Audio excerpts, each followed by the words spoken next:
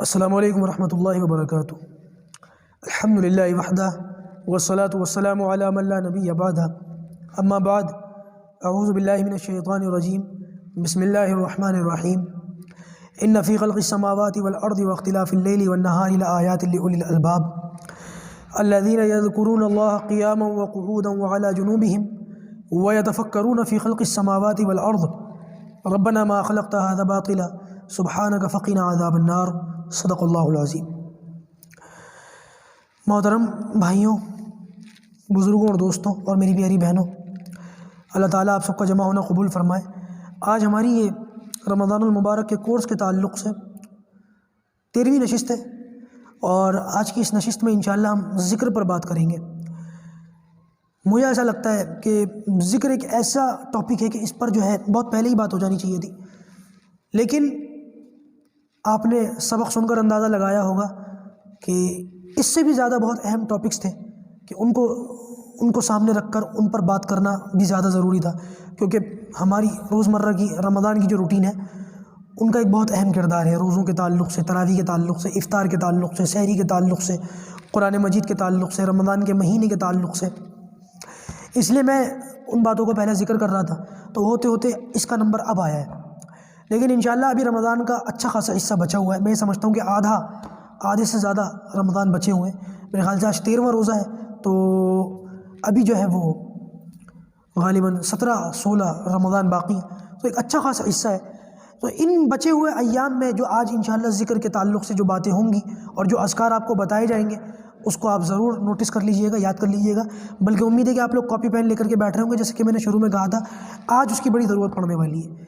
آج میں کچھ فضائل بتاؤں گا، کچھ اذکار بتاؤں گا، کچھ نوافل بتاؤں گا، تو آپ ان کو لکھ لیجئے گا، سیکھ لیجئے گا، سمجھ لیجئے گا۔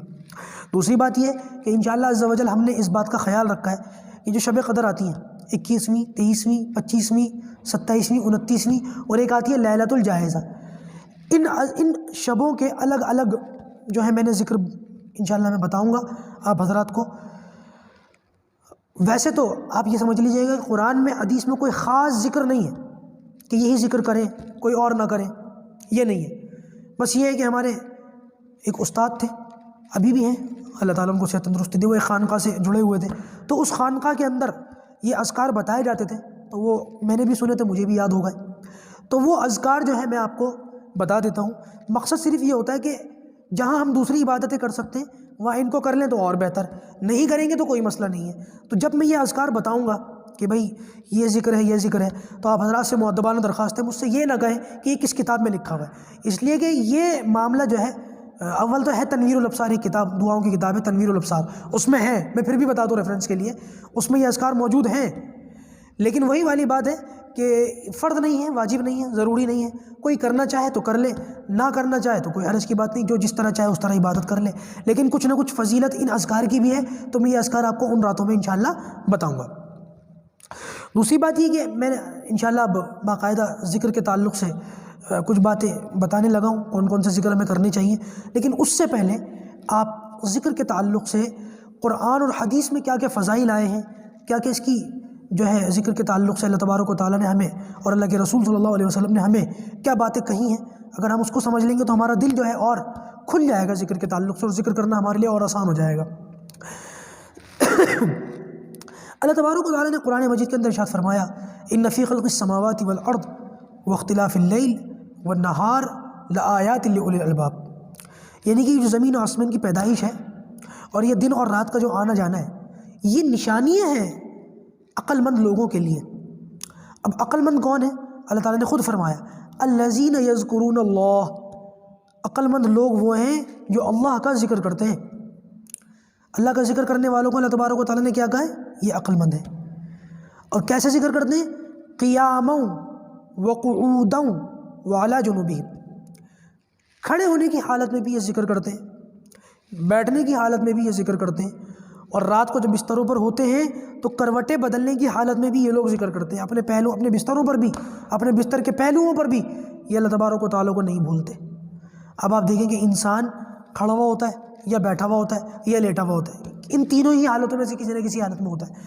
ہر حالت میں اللہ کا ذکر کرنا چاہیے، اس سے پتہ چلا ہر حالت میں اللہ تعالیٰ کو نہیں بھولنا چاہیے، ہر حالت میں اللہ کو یاد رکھنا چاہیے۔ آپ یہ دیکھیں کہ ایک نماز ہے تہجد کی نماز، آپ اس کی فضیلت کا اندازہ اس سے لگائیں کہ نفل نمازیں تو بہت ہیں، اوابین ہے، چاشت ہے، اشراق ہے، صلاۃ التوبہ ہے، صلاۃ الحاجت ہے، لیکن ان نفل نمازوں کا ذکر قرآن مجید میں نہیں ہے۔ تہجد ایسی نفل نماز ہے کہ جس کا ذکر قرآن مجید میں موجود ہے۔ آپ اس کی فضیلت کا اندازہ لگا لیں، واحد نماز ہے جس کا ذکر قرآن میں موجود ہے۔ یہ کتنی فضیلت کی چیز ہے، کتنی اونچی چیز ہے۔ آج ہم سے تہجد سے چھوٹ جاتی ہے، بعض علاقوں میں تو آج بھی باقاعدہ فرض نمازوں کی طرح تہجد کی اذان الگ سے دی جاتی ہے، تہجد کی عظمت کو بتانے کے لیے۔ حنفیہ کے نزدیک اس کی اجازت نہیں ہے، لیکن باقاعدہ فرض نمازوں کی طرح تہجد کے لیے الگ سے اذان دی جاتی ہے بعض علاقوں میں۔ اس سے پتہ چلتا ہے کہ تہجد کی نماز بہت اہم نماز ہے، اس کا خاص خیال رکھنا چاہیے۔ ہونا یہ چاہیے کہ رات کو عشاء کی نماز کے بعد اور صبح فجر کی نماز سے پہلے کچھ نہ کچھ نوافل بندہ تہجد کی نیت سے پڑھ لے، 2 رکعت کر کے۔ بعض لوگ 8 پڑھتے ہیں، بعض 4 پڑھتے ہیں، بعض 16 پڑھتے ہیں، بعض 12 پڑھتے ہیں، اپنی اپنی کیپیسٹی ہے۔ اگر کوئی شخص، شریعت نے تو ہمیں یہاں تک اجازت دی، اگر کوئی شخص بیچارہ مزدوری کرتا ہے، کام کاج میں لگا ہوا ہے، رات میں نہیں اٹھ سکتا، کیونکہ افضل یہی ہے کہ رات کو آدمی تہجد عشاء کی نماز پڑھ کے سو جائے اور اٹھنے کے بعد، بیدار ہونے کے بعد تہجد پڑھے۔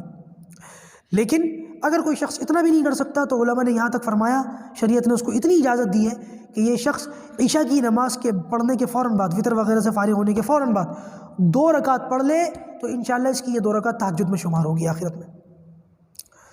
اتنا بھی نہیں کر سکتا، حالانکہ یہ تو آخری درجہ ہے، پھر بھی شریعت نے اتنا جو ہے اس کو ثواب دیا ہے، ثواب عطا فرمایا ہے۔ اللہ کے رسول صلی اللہ علیہ وسلم نے شرط فرمایا، اگر کوئی شخص عشاء کی نماز با جماعت پڑھ کے سو جائے، وہ ایسا ہے کہ جیسے اس نے آدھی رات عبادت کی، اور اگر کوئی شخص صبح فجر کی نماز جماعت سے پڑھ لے تو وہ ایسا ہے جیسے اس نے پوری رات عبادت کی۔ تو اتنا تو کم سے کم کرنا چاہیے۔ افسوس اور حسرت ہے ان لوگوں پر جو با جماعت نماز چھوڑ دیتے ہیں، فرض نماز بھی چھوڑ دیتے ہیں، رمضان میں بھی نماز چھوڑ دیتے ہیں، چاہے جائے کہ تراویح اور تہجد کا کیا اہتمام ہوتا، فرض نماز ان سے چھوٹ جاتی ہے۔ تو بھائی اس کا خیال رکھنا چاہیے۔ تو میں یہ عرض کر رہا تھا کہ انسان کو چاہیے کہ ہر وقت ذکر کرے، ہر وقت ذکر کرے، اللہ تعالیٰ کو یاد کرے۔ سمجھدار بندہ وہی ہے جو لیٹے ہوئے، بیٹھے ہوئے، کھڑے ہوئے، اٹھتے بیٹھتے، سوتے جاگتے، چلتے پھرتے اللہ تبارک و تعالیٰ کا ذکر کرتا رہے، خوب اللہ تعالیٰ کو یاد کرے، لا الہ الا اللہ پڑھے، استغفر اللہ پڑھے، لا حول ولا قوت پڑھے۔ میں بتاؤں گا انشاءاللہ ابھی تھوڑی دیر کے بعد ان ساری اذکار کی، ان ساری تسبیحات کی فضیلت کیا ہے، اور اللہ تبارک و تعالیٰ نے ان کے پڑھنے والے پر کیا معاملہ رکھا ہے۔ آپ یہ دیکھیں، ذکر ایسی اونچی عبادت ہے کہ نماز کے لیے، روزے کے لیے، حج کے لیے اور دوسری جو عبادتیں ان کے لیے کوئی نہ کوئی خاص حالت ہونی ضروری ہے، کوئی نہ کوئی خاص وقت ہونا ضروری ہے، کوئی نہ کوئی خاص شرطیں ہونی ضروری ہے۔ مثال کے طور پر نماز کے لیے وقت ہونا ضروری ہے، ظہر کی نماز آپ فجر میں نہیں پڑھ سکتے، نماز کے لیے وضو کا ہونا ضروری ہے۔ اسی طریقے سے فرض روزوں کے لیے رمضان کا ہونا ضروری ہے۔ اسی طریقے سے حج کی عبادت کے لیے ایام حج کا ہونا ضروری ہے۔ آپ پورا سال حج نہیں کر سکتے۔ اگر کوئی شخص محرم میں جا کے کنکریاں مارا ہے شیطان کو تو بتائیے اس کو حج کا ثواب ملے گا؟ کوئی ربیع الاول میں عرفات جا کے بیٹھ جائے، اس کو حج کا ثواب ملے گا؟ نہیں ملے گا۔ کوئی شخص اگر زوال کے وقت میں سجدہ کرے، جب سورج سر پر ہو اس وقت نماز پڑھے، تو کیا اس کو نماز کا ثواب ملے گا؟ نہیں ملے گا، بلکہ گناہ ملے گا۔ تو آپ یہ دیکھیں کہ ان عبادتوں کے لیے کوئی نہ کوئی خاص وقت ہے، اور ان خاص وقتوں کے علاوہ بعض مرتبہ ان عبادتوں کو کرنے پر ثواب بھی نہیں بلکہ گناہ ملتا ہے، جیسے زوال کے وقت یا سورج نکلتے اور ڈوبتے وقت سجدہ کرنا، نماز پڑھنا، گناہ ملے گا۔ لیکن ذکر ایسی عبادت ہے جس کے لیے نہ وضو کی ضرورت، نہ کہیں جانے کی ضرورت، نہ کسی خاص شرط کی ضرورت، نہ کسی خاص وقت کی ضرورت۔ ہر وقت ذکر کر سکتے ہیں، ہر وقت ذکر کر سکتے ہیں، ہر وقت اللہ کا نام لے سکتے ہیں۔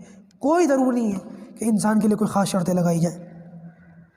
آپ یہ دیکھیں کہ قرآن مجید میں اللہ تبارک و تعالیٰ نے عبادتوں کے کرنے کا حکم دیا کہ میں نماز پڑھو، اقیم الصلاۃ، زکوٰۃ دو، آتوا الزکاۃ، حج کرو، روزے رکھو، کتب علیکم الصیام۔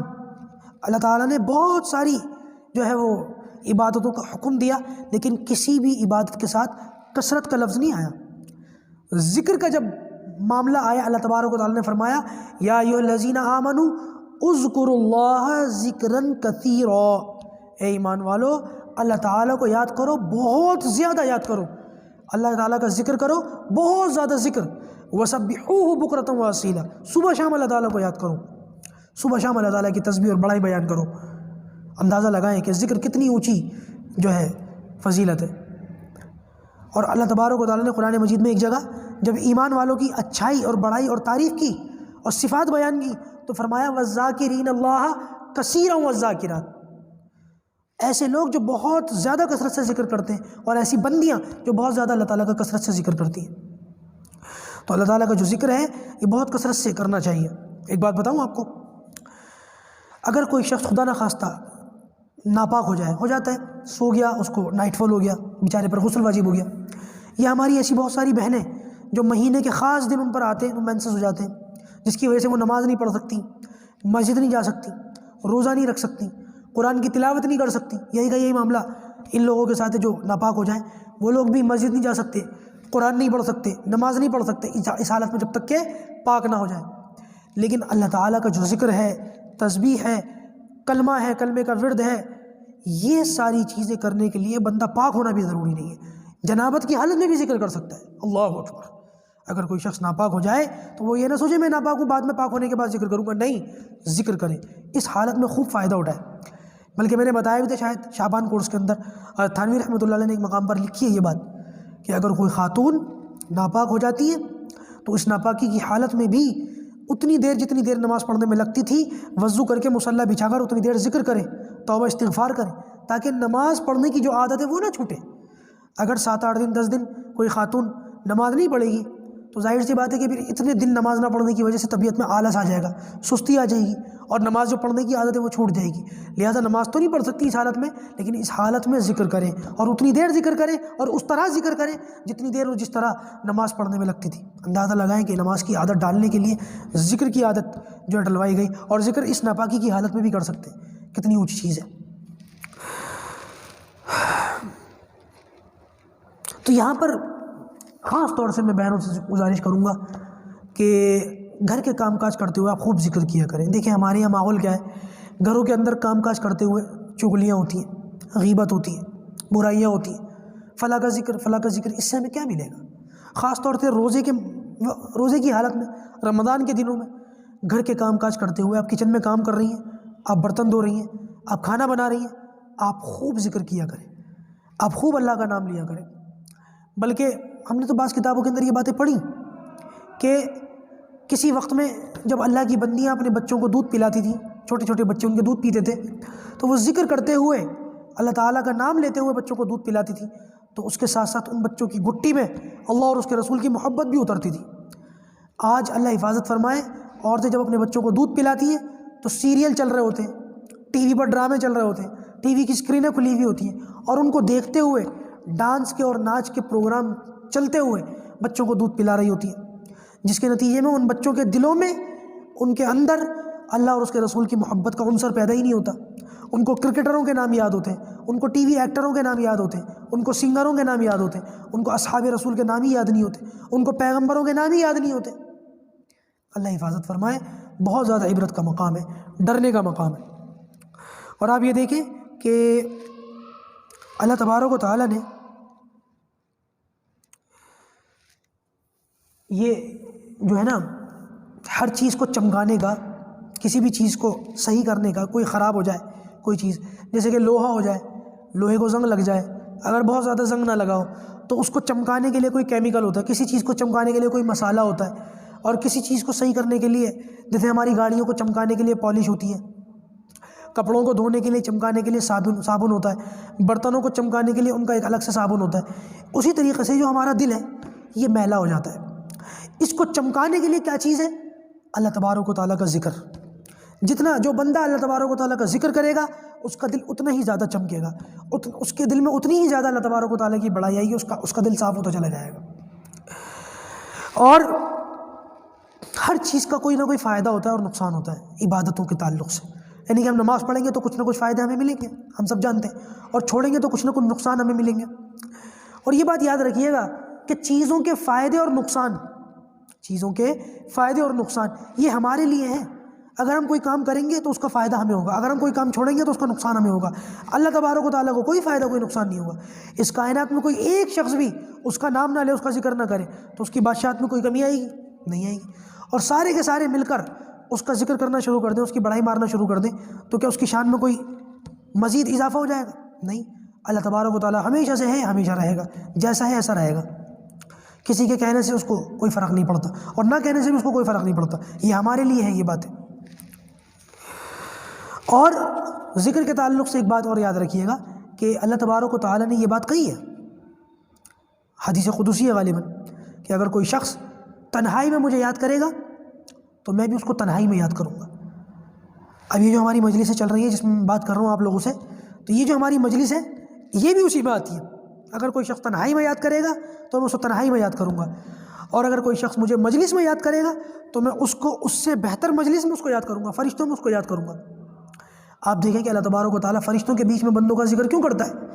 اس لیے کہ فرشتے بھی اللہ تعالیٰ کی عبادت کرتے ہیں، فرشتے بھی اللہ کا ذکر کرتے ہیں، لیکن فرشتوں کے ساتھ بیوی بچے نہیں لگے ہوئے، ضرورتیں نہیں لگی ہوئی، کام کاروبار نہیں لگا ہوا، بھوک نہیں لگی ہوئی اور تھکاوٹ نہیں ہوتی، ان کو نیند نہیں آتی اور ذکر ان کی غذا ہے۔ جبکہ ایمان والا جو ہے اس کے ساتھ بیوی بچے بھی لگے ہوئے ہیں، ضرورتیں بھی لگی ہوئی ہیں، تھکاوٹ بھی لگی ہوئی ہے، کاروبار بھی لگا ہوا ہے، پریشانیاں بھی لگی ہوئی ہیں، بیماریاں بھی لگی ہوئی ہیں، تھکتا بھی ہے، سوتا بھی ہے، گھبراتا بھی ہے، بیمار بھی پڑتا ہے، اور ذکر اس کی غذا بھی نہیں ہے، پھر بھی ذکر کرتا ہے۔ تو اللہ تعالیٰ کہتے ہیں دیکھو تم کہتے تھے نا یہ وہ شخص ہے جو دنیا میں فساد مچائے گا، من یفسد فیہا ویسفک الدماء ونحن نسبح بحمدک ونقدس لک، اور ہم تیری تسبیح کے لیے کافی ہیں، تیری بڑائی کے لیے کافی ہیں۔ دیکھو اس کے پاس سب کچھ ہے، دنیاوی تقاضے لگے ہوئے جو تمہارے پاس نہیں ہے، پھر بھی یہ میرا ذکر کر رہا ہے، جبکہ ذکر اس کی غذا بھی نہیں ہے پھر بھی کر رہا ہے۔ اللہ تعالیٰ بطور فخریہ اس بندے کا نام لے کر فرشتوں میں اس کا ذکر کرتے ہیں۔ تو ہمیں یہ چاہیے کہ اللہ تبارک و تعالیٰ کا خوب ذکر کیا کریں، خوب اس کو یاد کیا کریں۔ اور ویسے بھی دنیا کے اندر انسانوں کا ایک مزاج ہے، میرا اور آپ کا، وہ مزاج کیا ہے؟ مزاج یہ ہے کہ دنیا کے اندر کھانے پینے کے بارے میں آپ دیکھیں انسان کیا کچھ کھاتا ہے اور پیتا ہے۔ اگر ایک انسان کو اللہ تعالیٰ صرف روٹی دیتے اور پانی دیتے تو موت تک یہی کھاتے اور پیتے رہو تو زندگی تو کٹ جاتی کھاتا اور پیتا، لیکن اللہ تبارک و تعالیٰ نے دنیا کی اور بھی نعمتیں اس کو دی ہیں، پانی بھی پیتا ہے، شربت بھی پیتا ہے، دودھ بھی پیتا ہے، روح افزا بھی پیتا ہے، کولڈ ڈرنک بھی پیتا ہے، رسنا بھی پیتا ہے، اور پتہ نہیں کیا کیا پیتا ہے۔ کھانے کے معاملے میں بھی صرف دال نہیں کھاتا ساری زندگی، صرف سبزی نہیں کھاتا ساری زندگی، صبح کچھ کھاتا ہے، شام کو کچھ کھاتا ہے۔ اور آج کل تو کھانے پینے کی ویرائٹیز اور بہت زیادہ ہو گئی ہیں، جن چیزوں کے آج سے 50 سال پہلے شاید لوگوں نے نام بھی نہ سنے ہو، برگر اور یہ اور وہ سب۔ بہرحال آج کل تو انسان نہ جانے کیا کیا کھا رہا ہے اور کیا کیا پی رہا ہے۔ کیوں؟ کیونکہ انسان کی طبیعت ہے، انسان کا مزاج ہے کہ الگ الگ چیزیں کھاؤں، الگ الگ چیزیں پیوں۔ یہی کا یہی معاملہ اللہ تبارک و تعالیٰ نے ذکر کے اندر رکھا۔ ایک طرح کا ذکر نہیں ہے، صرف کلمہ ہے، استغفار ہے، درود شریف ہے، تلاوت ہے، دعائیں ہیں، تسبیح ہے، الگ الگ طریقے سے آپ ان کو کر سکتے ہیں، پڑھ سکتے ہیں۔ بہرحال ان کچھ فضائل بتانے کے بعد میں آپ حضرات کے سامنے کچھ تسبیحات خاص طور سے ذکر کرتا ہوں کہ ان کی کیا فضائل ہیں اور ان میں سے کیسے کیسے پڑھنی چاہیے، کن کن باتوں کا خیال رکھنا چاہیے۔ آپ سے ایک درخواست ہے چھوٹی سی، جب آپ ان تسبیحات کو پڑھیں، جب آپ ان نوافل کو پڑھیں تو اپنی دعاؤں میں مجھ کو اور ہمارے ساتھ کام کرنے والے جتنے لوگ ہیں ان کو بھی یاد رکھیے گا۔ اللہ تعالیٰ مجھ کو بھی جزائے خیر عطا فرمائے، آپ کو بھی، اور ہمارے ان ساتھیوں کو بھی جو کام کر رہے ہیں ان کو بھی پروردگار جزائے خیر عطا فرمائے۔ خوب دعا کیجیے گا، آپ سے بہت مؤدبانہ درخواست ہے، ٹھیک ہے انشاءاللہ۔ تو سب سے پہلے آپ سن لیں کہ جو اذکار، اب کاپی میں لکھ لیجیے گا اس کو، جو اذکار ہمیں کرنے چاہیے ان میں سب سے پہلے میرے خیال سے ہمیں کرنا چاہیے استغفر اللہ، استغفر اللہ، استغفر اللہ، استغفر اللہ۔ اور اگر ہو سکے تو پورا پڑھیں، استغفر اللہ ربی من کل ذنب واتوب الیہ، استغفر اللہ ربی من کل ذنب واتوب الیہ۔ نبی کریم صلی اللہ علیہ وسلم کے بارے میں آتا ہے دن میں 70 مرتبہ استغفار فرماتے تھے۔ اور یہ جو دوسرا عشرہ ہے نا، اس کی تسبیح ہی یہی ہے، استغفر اللہ ربی من کل ذنب واتوب الیہ۔ میں نے بتایا تھا نا 3 عشرے ہیں، تینوں عشروں کی الگ الگ تسبیحات ہیں۔ پہلے عشرے کی تسبیح بتا دی تھی، اب یہ دوسرا عشرہ ہے، اس کی تسبیح ہے استغفر اللہ ربی من کل ذنب واتوب الیہ۔ دوسرا عشرہ مغفرت کا عشرہ، اور یہ دعا بھی مغفرت کی دعا۔ اس کا فائدہ کیا ہے؟ سب سے پہلے اس کا فائدہ یہ ہے کہ اگر کسی شخص کے سمندر کے جھاگ کے برابر بھی گناہ ہوں گے، پروردگار ان گناہوں کو معاف کر دے گا۔ اللہ تعالیٰ کے غصے کو ٹھنڈا کرتا ہے استغفار کی کثرت۔ اور سورہ نوح کے اندر 29ویں سپارے میں اس کی فضیلت ہے، فَقُلْتُ اسْتَغْفِرُوا رَبَّكُمْ إِنَّهُ كَانَ غَفَّارًا۔ حضرت نوح علیہ السلام فرماتے ہیں میں نے اپنی قوم سے کہا کہ تم استغفار کرو، اللہ تعالیٰ تمہارے گناہوں کو معاف کر دے گا۔ يُرْسِلِ السَّمَاءَ عَلَيْكُمْ مِدْرَارًا۔ دوسرا فائدہ کیا ہوتا ہے؟ استغفار کرنے سے بارشیں ہوتی ہیں، بر وقت ہوتی ہیں۔ جب بارشوں کی ضرورت ہوتی ہے اللہ تعالیٰ بارشیں برساتا ہے۔ اور وَيُمْدِدْكُمْ بِأَمْوَالٍ وَبَنِينَ، اللہ تبارک و تعالیٰ مال میں اضافہ کر دیتا ہے، خوب مال آتا ہے اس انسان کے پاس، خوب مال و دولت کی ریل پیل ہو جاتی ہے اس شخص کے پاس۔ آج ہم کتنے لوگ پریشان ہیں کاروباری اعتبار سے، وسائل کے اعتبار سے، تو جو بندہ خوب کثرت سے استغفار کرے گا اس کے پاس خوب مال آئے گا، دولت آئے گی حلال ذریعے سے۔ اور اللہ تبارک و تعالیٰ استغفار کی برکت سے اگر کوئی شخص کسی کی اولاد نہیں ہوتی تو اس کو اولاد بھی ملے گی، وَيُمْدِدْكُمْ بِأَمْوَالٍ وَبَنِينَ، اولاد بھی ہوگی۔ کہ اگر کسی شخص کی اولاد نہ ہو وہ بھی استغفار کرے، یا اگر کسی شخص کی اولاد تو ہو لیکن نافرمان ہو وہ بھی استغفار کرے، اس کی اولاد اس استغفار کی برکت سے فرما بردار بن جائے گی انشاءاللہ۔ اور کیا ہوگا؟ وَيَجْعَلْ لَكُمْ جَنَّاتٍ، آخرت میں اللہ تعالیٰ جنتیں بنائیں گے، وَيَجْعَلْ لَكُمْ أَنْهَارًا، اور ان جنتوں کے اندر اللہ تعالیٰ نہریں بہا دیں گے۔ یعنی دنیا کا بھی فائدہ دے کہ انسان کو دنیا کے اندر کیا چاہیے؟ اولاد چاہیے، مال چاہیے، خوشحالی چاہیے، یہ چیزیں تو استغفار کی برکت سے مل رہی ہیں۔ بارشیں وقت پر ہو رہی ہیں، اولاد فرما بردار مل رہی ہے، مال و دولت مل رہا ہے، حلال کا مل رہا ہے، اور برکت ہو رہی ہے، اور کیا چاہیے؟ یہی تب تو چاہیے۔ تو اللہ تبارک و تعالیٰ یہ ساری چیزیں دے رہا ہے، اور آخرت کے اندر بھی جنت چاہیے، جہنم سے حفاظت، اللہ تعالیٰ کے غصے سے حفاظت، اور گناہوں سے حفاظت۔ تو ایک استغفار کے اندر ساری چیزیں مل رہی ہیں آپ کو، چھوٹا سا پیکیج ہے، کر لینا چاہیے۔ میں سمجھتا ہوں کہ ہر نماز کے بعد کم سے کم ایک تسبیح استغفار کی آپ ضرور کریں، ہر نماز کے بعد کم سے کم ایک تسبیح استغفار کی۔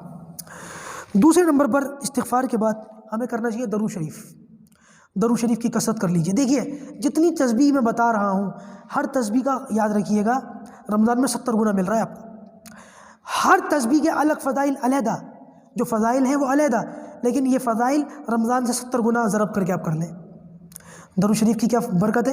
اللہ تبارک و تعالیٰ جو بندہ درود شریف پڑھتا ہے آقا حضرت محمد رسول اللہ صلی اللہ علیہ وسلم پر، پروردگار 40 نعمتیں، 40 فائدے اس کو دیتے ہیں۔ 10 گناہ اس کے معاف ہوتے ہیں، 10 نیکیاں اس کے نامہ اعمال میں لکھی جاتی ہیں، 10 رحمتیں اس پر اتاری جاتی ہیں، اور 10 نعمتیں اللہ تعالیٰ کی طرف سے اس کو عطا کی جاتی ہیں۔ ایک مرتبہ کا درود شریف پڑھنا 40 فائدے کے برابر ہے، اور یہ فائدے عام دنوں میں ہیں، رمضان میں تو 70 گنا ہے۔ میں ہر تسبیح کے ساتھ رمضان میں 70 گنا کا ضرور کہوں گا انشاءاللہ، تاکہ آپ کو اندازہ ہو کہ اس کا فائدہ کتنا ہے۔ درود شریف بھی بہت سارے ہوتے ہیں، درود ابراہیمی جو ہم نماز میں پڑھتے ہیں وہ بھی ہے، صلی اللہ علیہ وسلم یہ بھی ہے، صلی اللہ علیہ وسلم آپ یہ بھی پڑھ سکتے ہیں، صلی علی محمد یہ بھی پڑھ سکتے ہیں۔ اور ایک درود شریف جو بہت اچھا ہے، میں سمجھتا ہوں اس کا پڑھ لینا چاہیے، اور میں کہتا ہوں کہ اس کو لکھ لیجئے گا، جزا اللہ عنا محمدم ما ہوا آلہ، جزا اللہ عنا محمدم ما ہوا آلہ، گنتی کے 4-5 لفظ ہیں۔ اس کا فائدہ کیا ہے؟ اگر کوئی شخص اس درود شریف کو پڑھے گا تو فرشتے 1000 فرشتے 1000 فرشتے اس طریقے کا کوئی وہ تھا 70,000 فرشتے 1000 دن تک، 70,000 فرشتے 1000 دن تک اس کا ثواب لکھتے چلے جائیں گے۔ اگر کوئی شخص ایک مرتبہ پڑھے گا جزا اللہ عنا محمد ما ہوا آلہ، تو 70,000 فرشتے 1000 دن تک اس کا ثواب لکھتے رہیں گے، لکھتے رہیں گے، لکھتے رہیں گے۔ یہ درود شریف، اس کے وہ 40 فائدے الگ اور یہ فائدہ الگ، تو یہ والا درود شریف تو ضرور پڑھ لینا چاہیے۔ میں سمجھتا ہوں کہ اگر ہمت ہو تو 300 مرتبہ صبح، 300 مرتبہ شام، یہ درود شریف ضرور پڑھنا چاہیے۔ 300 مرتبہ سحری میں، 300 مرتبہ افطار کے وقت، بہت آسان ہے۔ اگر ہم 600 مرتبہ اس کو پڑھیں گے تو یہ فائدہ کہ 40 فائدے ہو رہے ہیں درود شریف پڑھنے سے، اور 70,000 فرشتے 1000 دن تک نیکیاں لکھتے رہیں گے، یہ دوسرا فائدہ۔ اور رمضان میں یہ 70 گنا ہے، رمضان میں یہ 70 گنا ہے، یہ صرف ایک مرتبہ پڑھنے پر۔ جو شخص 1000 مرتبہ پڑھے گا، 1,00,000 مرتبہ پڑھے گا، پڑھنے والے پڑھتے ہیں، پڑھنا چاہیے۔ تو استغفار کے بعد دوسرے نمبر پر یہ تسبیح درود شریف۔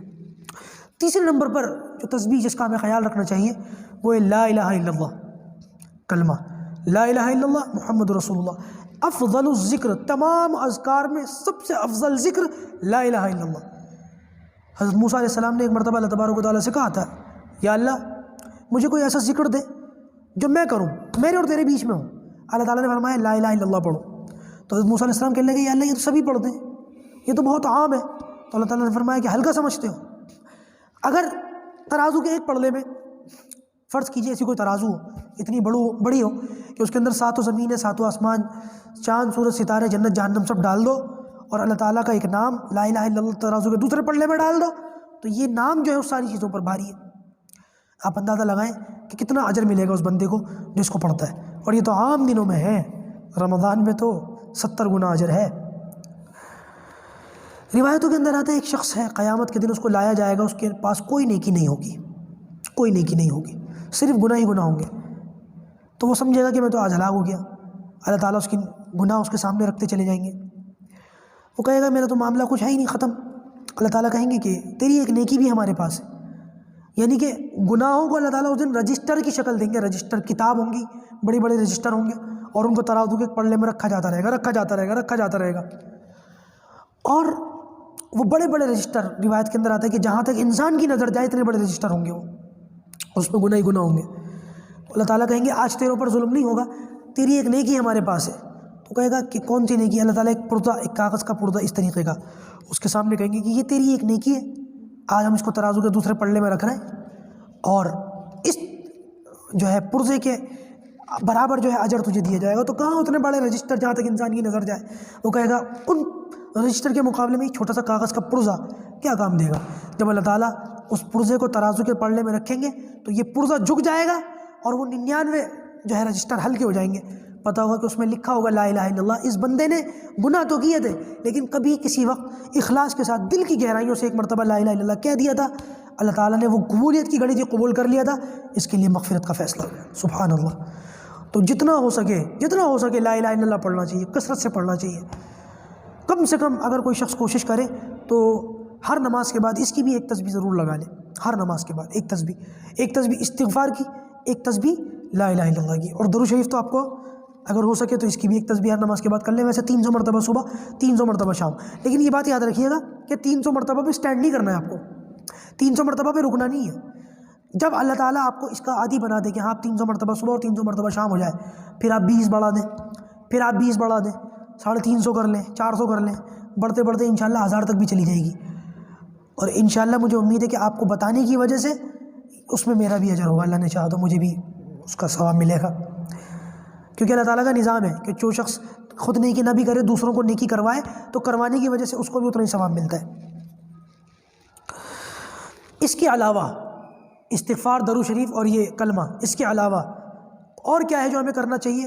میں سمجھتا ہوں وہ ہے قرآن کی تلاوت، جتنا ہو سکے قرآن پڑھیے۔ بعض روایتوں کے اندر آتا ہے اللہ تعالیٰ فرماتا ہے کہ اگر کوئی میرا بندہ قرآن میں تلاوت میں لگنے کی وجہ سے، قرآن کی تلاوت میں لگنے کی وجہ سے دوسرے ذکر نہیں کر سکا، کلمہ نہیں پڑھ سکا، درود شریف نہیں پڑھ سکا، استغفار نہیں کر سکا، لا حول نہیں پڑھ سکا، کچھ اور دن بھر کے جو اعمال تھے وہ نہیں کر سکا، قرآن کی تلاوت میں اتنا مشغول تھا کہ دوسرے اذکار کا اس کو موقع نہیں ملا، تو قرآن کی تلاوت کو تو اجر اس کو دوں گا، لیکن دوسرے اذکار جو یہ نہ کر سکا ان اذکار کے کرنے کا اجر اس کو الگ سے دوں گا۔ اللہ اکبر، کتنی بڑی اللہ تعالیٰ کی انعامات ہے۔ اگر ہم ہی نہ لیں تو ہماری جو ہے یہ محرومی ہے، ہماری گمراہی ہے۔ اللہ تعالیٰ اتنا تو دے رہا ہو اور ہم نہ لے رہے ہو رمضان کے اس مہینے میں۔ بعض روایتوں کے اندر آتا ہے کہ اگر کوئی شخص قرآن کو پڑھے اور وہ قرآن کا ماہر ہو تو اللہ تعالیٰ اس کو ایک اجر عطا فرماتے ہیں، اور ایک شخص وہ ہے جو قرآن کو پڑھتا ہو اور قرآن کا ماہر نہ ہو لیکن اسے پڑھنے کا شوق ہو اور وہ اٹک اٹک کر پڑھتا ہو تو اس کو ڈبل اجر ملتا ہے، ماہر سے زیادہ۔ تو ایسے لوگ جو قرآن کے ماہر ہوں ان سے زیادہ ثواب تو ایسے لوگوں کو مل رہا ہے جو قرآن کے ماہر نہ ہو، اٹک اٹک کر پڑھتے ہو شوق کی وجہ سے۔ تو بھائی خوب فائدہ اٹھانا چاہیے، قرآن کی تلاوت کرنی چاہیے۔ میں بتا چکا ہوں کہ قرآن کتنا پڑھنا چاہیے پہلے بھی کئی نشستوں میں، میرے خیال سے تو آپ کو کم سے کم 3 ختم کرنے چاہیے، کم سے کم 3 ختم۔ اللہ تعالیٰ نے قرآن مجید میں فرمایا الا بذکر اللہ تطمئن القلوب۔ دیکھیے دنیا کے اندر لوگ آج کیا کیا نہیں ڈھونڈ رہے ہیں دل کا سکون حاصل کرنے کے لیے، کوئی کہیں جا رہا ہے، کوئی کہیں جا رہا ہے، کوئی کچھ کر رہا ہے، کوئی کچھ کر رہا ہے، کسی کو سرکاری نوکری چاہیے، کسی کو کچھ چاہیے، کسی کو عہدہ چاہیے، کسی کو سیاست چاہیے، کیوں؟ دل کا سکون مل جائے، دل کا سکون مل جائے۔ اور اللہ تعالیٰ کہہ رہا ہے الا بذکر اللہ تطمئن القلوب، دلوں کا سکون تو صرف اللہ کے ذکر میں ہے۔ تو اگر کوئی ذکر کرے گا، کوئی سکون چاہتا ہے تو اللہ تعالیٰ کے ذکر کرے، خوب کرے، انشاءاللہ اس کو سکون مل جائے گا۔ آپ کو ایک واقعہ سناؤں، ایک شخص تھا جو چاہتا تھا کہ مجھے دل کا سکون مل جائے، وہ کسی پیر صاحب سے جڑا ہوا تھا، اس نے پیر صاحب سے کہا میرے لیے دعا کیجئے مجھے خضر علیہ السلام دکھ جائے۔ کئی بار اس نے ضد کی، بہرحال انہوں نے دعا کر دی، اللہ والے تھے، خضر علیہ السلام اس کو دکھ گئے۔ حضرت مولانا اسلم شیخ پوری ایک بہت بڑے بزرگ گزرے، 2012 میں انتقال ہوا حضرت کا۔ کبھی موقع لگے تو آپ ان کو یوٹیوب پر سرچ کر کے ان کی باتیں سننا، مولانا اسلم شیخ پوری کی۔ اتنے بڑے عالم تھے اور ایسی گمنامی کی زندگی گزار کر کے چلے گئے، کوئی جانتا بھی نہیں ان کو۔ ان کی ایک کتاب ہے ندائے ممبر و محراب، اس کتاب کے اندر یہ واقعہ لکھا ہے جو میں سنا رہا ہوں آپ کو، ندائے ممبر و محراب۔ میرے خیال سے 7 جلدیں لکھی حضرت نے، پیروں سے معذور تھے، ویل چیئر پر رہتے تھے، کیا عالم تھے۔ میں نے زندگی میں ایسا عالم نہیں دیکھا، ایسا مفسر نہیں دیکھا جو قرآن کی وہ تفسیر کرتے تھے، میں نے نہیں دیکھا اپنی زندگی میں، ہو سکتا ہے ہوں لیکن میں نے تو دیکھا نہیں۔ اللہ کیا زبردست عالم تھے، اللہ تبارک و تعالیٰ نے محروم ہو گئے ہم لوگ ان سے، ان کے علم سے۔ پڑوس ملک میں تھے پاکستان میں، یوٹیوب پر ان کی کچھ ویڈیو آج بھی موجود ہیں، اور تو کہیں کچھ نہیں ہے، کچھ ویڈیو موجود ہیں، جب ان کو سنتے ہیں تو لگتا ہے واقعی دین ایسے بیان کیا جاتا ہے۔ انہوں نے ایک واقعہ لکھا حضرت نے ندائے ممبر و محراب کے اندر۔ اچھا میں ایک بات آپ کو بتاؤں، آپ لوگوں نے اگر غور کیا ہو، اللہ ماشاء اللہ انشاءاللہ ثم انشاءاللہ ہمارے اس کورس کے اندر بھی، اور ویسے بھی جب بھی میں باتیں کروں گا تو اپنی باتوں کے اندر ہم اپنے اکابر علماء کا ذکر کرتے رہیں گے۔ جیسے میں مولانا اعجاز گھمن کا ذکر کرتا ہوں کئی بار، آج میں نے مولانا اسلم شیخ پوری صاحب کا ذکر کیا۔ وہ اکابر ہمارے علماء جو پرانے دور کے ہوں یا آج کے دور کے ہوں، وہ زندہ ہوں یا گزر چکے ہوں، انشاءاللہ ہم ان سے جڑے رہیں گے، اور میں آپ کے سامنے ان کا ذکر کرتا رہوں گا تاکہ آپ لوگ بھی ان سے جڑیں۔ اپنی ذات سے جوڑنا مقصد نہیں ہے، ہمارے اکابر علماء سے جڑیے، ہم تو ذریعہ ہیں ان تک پہنچنے کا۔ یہ ہیں اللہ والے جو اللہ تعالیٰ سے ہمیں ملائیں گے، یہ ہیں اللہ والے جو ہمارا معاملہ، ہمارا بیڑا پار لگائیں گے۔ اللہ تبارک و تعالیٰ کا جو معاملہ ہے، اللہ والوں سے جڑ گیا، اللہ والے اس کو اللہ تعالیٰ سے جوڑ دیں گے۔ تو حضرت نے لکھا کہ اس نے دعا کی کہ حضرت خضر علیہ السلام آ گئے۔ اس نے حضرت خضر علیہ السلام سے کہا کہ میرے لیے دعا کیجیے، میں دنیا کا سب سے مالدار آدمی بن جاؤں۔ حضرت خضر علیہ السلام نے کہا کہ بھائی کیوں بننا ہے سب سے مالدار؟ کہنے لگا تاکہ مجھے سکون ملے۔ تو حضرت خضر علیہ السلام نے فرمایا کہ کیا دنیا رکھنے کے بعد بھی کوئی سکون سے رہ سکتا ہے؟ ایسا ہو سکتا ہے کہ دنیا بھی اور سکون بھی ہو؟ اس نے کہا نہیں، دعا کر دیں۔ تو حضرت خضر علیہ السلام نے اس سے کہا کہ میں تمہیں 3 دن کی مہلت دیتا ہوں، تم دنیا گھوم لو، دیکھ لو کہ کون زیادہ سکون والا لگ رہا ہے تمہیں جو ان 3 دنوں میں سب سے زیادہ سکون والا نظر آئے، تم میرے پاس آ کے کہہ دینا، میں دعا کر دوں گا، تم اسی کے جیسے ہو جاؤ، تم ویسے ہی بن جاؤ گے۔ یہ 3 دن تک ڈھونڈتا رہا، بالآخر اسے ایک جوہری ملا، جوہری جو ہیرے وغیرہ جو ہیں تراشتے ہیں، نوکر چاکر، گھر بہت بڑا ہے، بیوی بچے اور مال اور دولت کی ریل پیل۔ اس نے سوچا کہ یہی مالدار ہے سب سے زیادہ اور یہی بڑا سکون والا ہے، لا میں اس کے لیے میں دعا کروں کہ میں اس کے جیسا ہو جاؤں۔ پتہ نہیں اس کو کیا سوچی، اس نے سوچا دعا کرنے سے پہلے ایک بار اس سے پوچھ لوں کہ بھائی تم کیسے رہتے ہو۔ اس نے کہا بھائی، اس نے جا کر اس سے بات چیت کی، بھائی تم کیسے ہو، کیا ہو، تمہارے پاس کیا کیا۔ اس نے کہا تو کیوں پوچھ رہا ہے؟ کہنے لگا اصل بات یہ میں اپنے لیے چاہتا ہوں کہ میں تمہارے جیسا بن جاؤں۔ اس جوہری نے ہاتھ جوڑ لیے کہ بھائی خدا کے واسطے کبھی بھی یہ دعا نہ کرنا کہ تم میرے جیسے بن جاؤ۔ کیوں؟ کہنے لگا بات دراصل یہ ہے کہ یہ جو تمہیں نوکر چاکر نظر آ رہا ہے اور یہ میری اولادیں نظر آ رہی ہیں، اس کی ایک وجہ ہے، میری جو بیوی ہے اس کو ایسی بیماری لگ گئی تھی کہ یہ مرنے کے قریب ہو گئی تھی۔ اس دور کے ڈاکٹروں نے، طبیبوں نے جواب دیتے تھے یہ بچے گی نہیں۔ جب یہ مرنے لگی اور میں اس کے برابر میں بیٹھ گیا تو اس نے مجھ سے کہا کہ بیویوں کا ایسا ہی معاملہ ہوتا ہے کہ تم میرے مرنے کے بعد دوسری شادی کر لو گے نا۔ تو میں اس سے محبت کرتا تھا، میں نے اس کو یقین دلایا کہ نہیں میں دوسری شادی نہیں کروں گا۔ کہ نہیں تم کر لو گے؟ کہا بیگم صاحبہ میں قسم کھاتا ہوں تمہارے بعد دوسری شادی نہیں کروں گا۔ کہنے لگی نہیں مجھے اعتبار نہیں ہے، تم کر لو گے۔ کہنے لگا کہ میں نے اپنی بیوی کو یقین دلانے کے لیے کہ میں دوسری شادی نہیں کروں گا اپنی نظر بندی کر لی، چھری لی اور اپنے ہاتھ سے اپنی شرمگاہ کو کاٹ لیا کہ تو مر رہی ہے اور تیرے مرنے کے بعد میں اس قابل ہی نہیں رہوں گا کہ میں دوسری شادی کر سکوں۔ بیوی کو تسلی ہو گئی، اللہ کی شان، پروردگار نے تنکے میں جان ڈال دی۔ وہ مرنے والی تھی لیکن بچ گئی، صحیح ہو گئی، اللہ تعالیٰ نے صحت دے دی۔ اور میں یہ اپنے ساتھ کام کر چکا تھا، یہ جو میری اولادیں نظر آ رہی ہیں یہ میری نہیں ہے، یہ جو نوکر چاکر تم دیکھ رہے ہو نا یہ ان کی مہربانی ہے۔ تم کہہ رہے ہو کہ سب سے زیادہ سکون مجھ کو ہے، اس کائنات میں سب سے بڑا بے سکون اور بے غیرت آدمی میں ہوں، یہ حالت ہے۔ اس نے بعد میں حضرت خضر علیہ السلام کے پاس جا کر کے کہا میرے لیے دعا کر دے پروردگار مجھے سکون عطا فرمائے۔ بھائی دنیا کی دولت کمانے سے میں منع نہیں کر رہا ہوں، کمائی ہے، کمانی چاہیے، ہونی چاہیے، لیکن حلال کی ہو اور ایسی نہ ہو کہ نیندیں اڑ جائیں راتوں کی، اللہ حفاظت فرمائے۔ مال اور دولت نہیں ہوگا تو بندہ زکوٰۃ کیسے دے گا، بندہ حج کیسے کرے گا؟ یہ بھی تو عبادتیں ہیں نا۔ مال اور دولت ہو لیکن حلال کا ہو، ضرورت کا ہو۔ تو اذکار تو میں نے کچھ بتا دیے۔ اس مہینے میں کچھ خاص قرآن کی تلاوت کے تعلق سے باتیں یاد رکھیے گا۔ نمبر 1، فجر کی نماز کے بعد سورۃ یاسین کی تلاوت ضرور کریں آپ۔ روایت کے اندر آتا ہے جو شخص سورہ یاسین کی تلاوت کرے گا فجر کی نماز کے بعد اس کو 10 قرآن پڑھنے کے برابر اجر ملے گا، 10 قرآن پڑھنے کے برابر، اور رمضان میں یہ اجر 70 گنا ہے۔ تو آپ اندازہ لگائیں ایک مرتبہ کی سورہ یاسین کا پڑھنا رمضان میں کتنا زیادہ اجر کو بڑھا دیتا ہے۔ اس کو مت چھوڑیے گا، کچھ بھی ہو جائے آخر تک پڑھنا انشاءاللہ، بلکہ رمضان کے علاوہ بھی پڑھنا ہے، 10 قرآن کا ثواب کم ہے۔ دوسرا، آپ کو مغرب کی نماز کے بعد سورہ واقعہ ضرور پڑھنی ہے، سورہ واقعہ۔ روایتوں کے اندر جو شخص اس کو پڑھے گا اس کے گھر میں کبھی فاقہ نہیں ہوگا۔ اور عشاء کی نماز کے بعد آپ حضرات اگر کوشش کریں تو سورہ ملک ضرور پڑھنا، 29ویں سپارے میں، تبارک الذی بیدہ الملک وہو علی کل شیء قدیر۔ اس صورت کا فائدہ کیا ہے؟ قبر میں عذاب نہیں ہوگا، قبر میں روشنی ہوگی جو شخص عشاء کی نماز کے بعد اس کو پڑھے گا۔ چوتھے نمبر پر ہفتے میں کم سے کم جو ہے جمعے کے دن سورہ کہف ضرور پڑھنی چاہیے۔ میں کہتا رہتا ہوں ساتھیوں سے، آپ لوگوں نے سنا ہوگا، سورہ کہف کی خوب تلاوت کرنی ہے، جمعے کے دن تو ضرور پڑھنی ہے نماز سے پہلے پہلے۔ نفل نمازوں پر آ جائیے۔ نفل نمازوں کے تعلق سے یہ بات یاد رکھیے گا، تہجد کی نماز آپ کو ضرور پڑھنی ہے، میں نے بتا دیا۔ اور اگر ہو سکے تو رمضان کا مہینہ سو کر نہ گزاریں، بلکہ صبح کے 9 بجے اٹھا کریں، فجر کے بعد فوراً نہ سویا کریں۔ فجر کے بعد جب سورج نکلتا ہے، سورج نکلنے کے 20 منٹ کے بعد جو ہے اشراق کا وقت ہوتا ہے، اشراق پڑھ لیا کریں، اور صبح اٹھ کر چاشت پڑھ لیا کریں۔ یہ نفل نمازیں ان کا خوب اہتمام کیا کریں رمضان کے مہینے میں۔ اور اوابین کی نماز، مغرب کے بعد 6 رکعت نفل نماز 2 2 کر کے۔ فائدہ کتنا ہے؟ اگر کوئی شخص ان اوابین کی نماز کو پڑھے گا، 12 سال کی نفلی عبادت کا اس کو ثواب ملے گا، اور یہ ثواب رمضان کے مہینے میں آپ سمجھ ہی گئے۔ بھائی ان نوافل کا خوب اہتمام کریں، ان اذکار کا خوب اہتمام کریں، ان تلاوتوں کا خوب اہتمام کریں، اور دعاؤں میں ہمیں بھی یاد رکھیں۔ پروردگار ہمارا کہنا سننا اور آپ لوگوں کا خوب ذکر و اذکار میں لگنا قبول فرمائے۔ السلام علیکم ورحمۃ اللہ وبرکاتہ۔